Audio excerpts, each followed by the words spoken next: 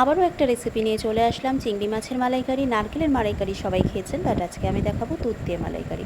প্রথমে কড়াইতে তেল দিয়ে তেলটা গরম হয়ে গেলে তাতে আমি একে একে দিয়ে দেবো 1 চামচ রসুন বাটা, 1 চামচ আদা বাটা, 1 চামচ পেঁয়াজ বাটা।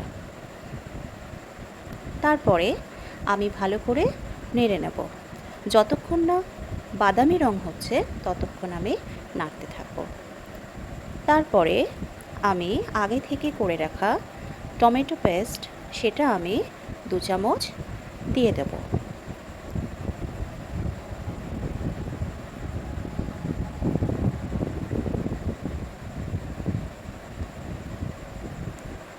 তারপরে দিয়ে দেব 1 চামচ লঙ্কা বাটা।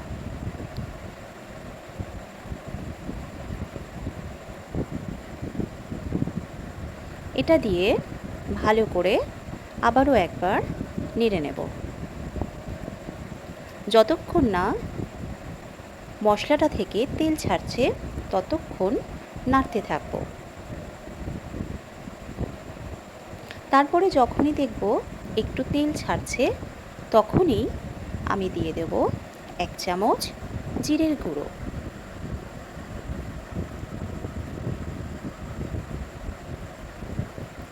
জিরের গুঁড়ো দিয়ে তারপরে দেব পরিমাণ মতো নুন, পরিমাণ মতো চিনি দিয়ে আবারও ভালো করে একটু নেড়ে নিলাম। মশলাটা ভালো করে কষা হয়ে গেলে তারপরে আমি চিংড়ি মাছগুলো আগে থেকে নুন হলুদ দিয়ে বয়েল করে রেখেছিলাম সেইটা কড়াইতে দিয়ে দেব। কড়াইতে দেওয়ার পরে তারপরে আমি মশলার সাথে চিংড়ি মাছগুলো ভালো করে কষে নেব। কষে নেওয়া হয়ে গেলে তারপরে আমি দিয়ে দেব একটু লঙ্কার গুঁড়ো। লঙ্কার গুঁড়োটা দিয়ে আবারও একটু নেড়ে আমি দিয়ে দেব লিকুইড দুধ। দুধটা আমি প্যাকেটের দুধ নিয়েছি,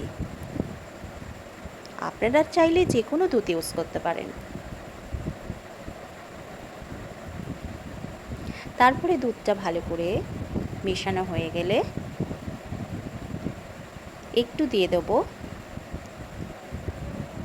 হলুদ। হলুদ দেওয়ার পরে ভালো করে ফুটিয়ে নিতে হবে। ফোটানো হয়ে গেলে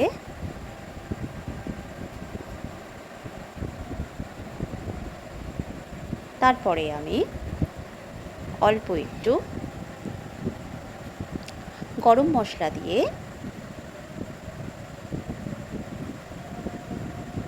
নেড়ে চেড়ে আমি গ্যাসের ফ্লেমটা বন্ধ করে দেব। ব্যাস, রেডি মালাইকারি। এবার আমি একটা বাটিতে সার্ভ করব। আপনারা বাড়িতে এটা ট্রাই করবেন।